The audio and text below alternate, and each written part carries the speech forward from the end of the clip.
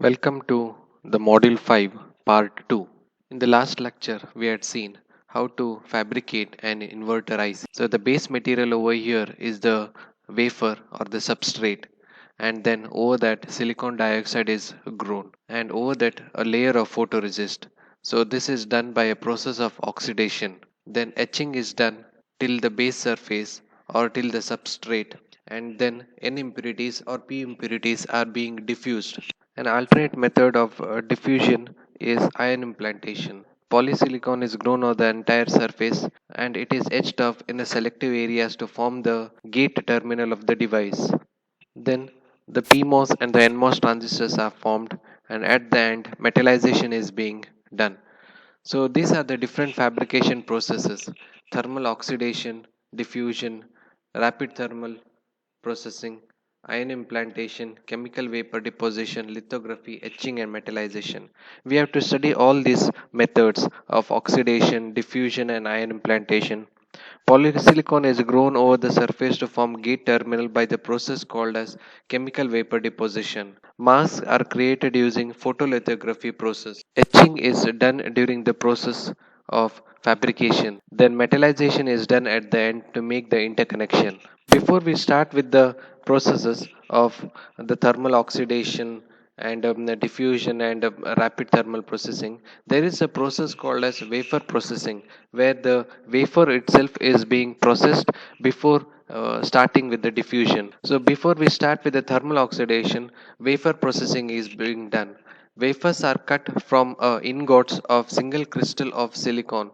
A long cylindrical crystal of silicon is taken, which is called the ingot, and wafers are sliced from that particular ingot. The raw materials used in fabrication of the wafer is a pure silicon. The method involved during the wafer processing is Chakraski method. So this is one of the important method for the processing of wafers itself. Then slicing of wafers is being carried out using the cutting edge diamond blade. So the thickness of each wafer is less than 1 mm, and here the wafer is polished on one side and other side is left rough. So you can see over here in this Chakraski method, this is a molten silicon. A crystal is grown over this to form cylindrical crystal of silicon, and then the silicons are cut over here, sliced over here using diamond blade. So thickness of that is less than 1 mm. So this wafer deposition is not a part of your syllabus.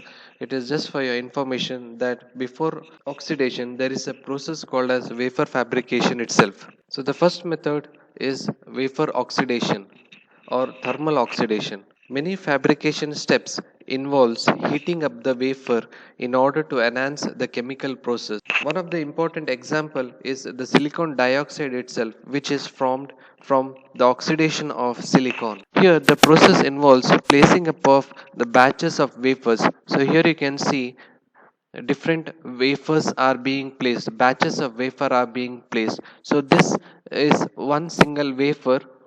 There are plenty of wafers being placed over here. Each one is a wafer with the thickness less than 1 mm. So here there is one batch. You can see over here there is another batch, and then there are other batches over here of different sizes. You can see there the wafers are of different sizes. So batches of wafer are placed on a clean silica tube. So this is the silica tube over here, and then it is heated to very high temperature, so of about 800 to 1000 degrees Celsius, using the heating coils in the furnace with ceramic brick insulating liners. So this is the furnace inside which there are heating coils and is having a ceramic brick insulating liners.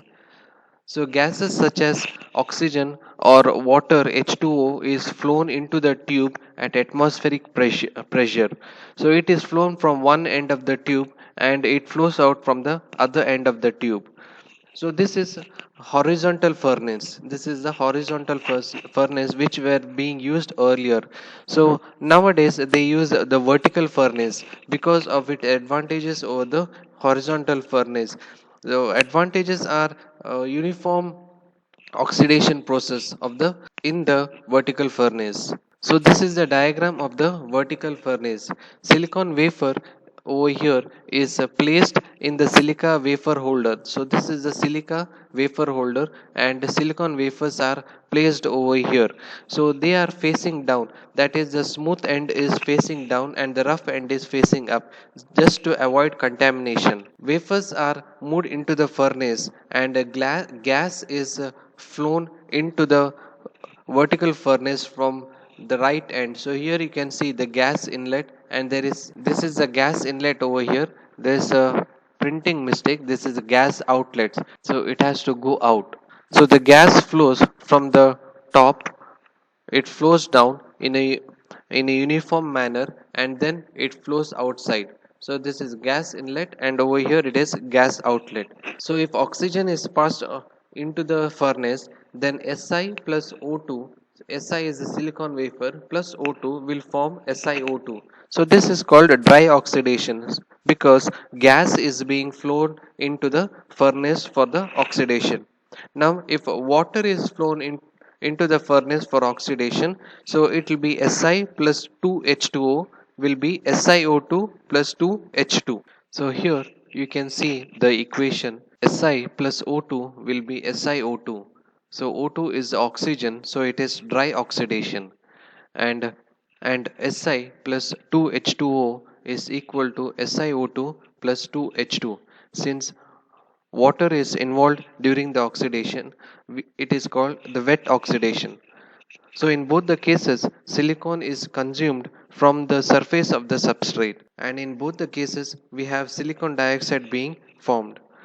So 1 micron of silicon dioxide grown over the substrate consumes about 0.44 micrometer silicon. So silicon ICs are used because of the stable thermal oxidation, and silicon dioxide and thermal oxide can be grown on the silicon substrate with excellent electrical properties. Next is the process of diffusion. Thermal process are used extensively in diffusion of dopants in the past. Next is the process of diffusion.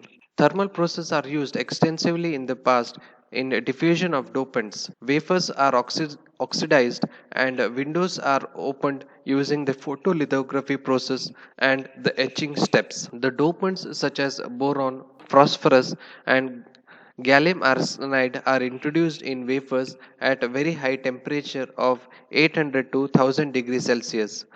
So this is done in a diffusion furnace using gas or the vapor. Dopants are gradually transported from high concentration region near the surface into the substrate through the diffusion process. The diffusibility of the dopants in the solids depends on the temperature T. Here D is given by this particular equation. The diffusibility D is equal to D naught exponential of minus EA by KT, where D naught is the constant depending upon the material and the dopant. EA over here is the activation energy. Square root of dt is the average distance the dopants diffuse is related to the diffusion length. So square root of dt is the diffusion length. The product dt is the thermal budget. Diffusibility in oxide is very low and dopants are effectively blocked or masked by the oxide. So you can see in the previous fabrication steps where diffusion is not done on the oxide layer. It is diffusion is blocked by this oxide layer, whereas in the substrate the diffusion happens over here. So larger dia wafers are best handled in vertical furnace. Larger wafers are handled individually, and this has led to the robotic system. In horizontal diffusion, silicon wafers are placed in tubes. Diffusion also, we have horizontal diffusion and vertical diffusion. The impurity atoms are introduced, the gas which flows through the silica tube. Silicon wafers are held in silica boat pushed into the furnace and removed from by the silica rod. And impurity of the material are very critical. The impurity sources and carrier gases must be extremely pure. The silica tube, the sample holder, and push rod must be cleaned and etched in hydrofluoric acid. So if you just check the figure of the impurity concentration over here, so here you can see the Na, which is the acceptor concentration, and then we have the Nd, which is the donor concentration. At one point in the location, you can see the acceptor concentration will be equal to the donor concentration, and that is your PN junction. To the left of the PN junction, we have the acceptor concentration higher than the donor concentration, which forms the P substrate. And to the right, we can see the donor concentration is more than the acceptor concentration, which forms the N substrate. So this all is done by the diffusion process, where donor concentration will be at the higher end and the or the acceptor concentration will be at the higher end to form the p type and the n type substrate. And when n is equal to d, a pn junction will be formed. So this is the second method of the fabrication process. So we have seen thermal oxidation, in that wet oxidation and a dry oxidation. If oxygen is being used, then it is dry oxidation, and if water is being used to form the silicon dioxide, then it is wet oxidation. Then we have seen the diffusion, where the dopants are diffused into the substrate. Thank you.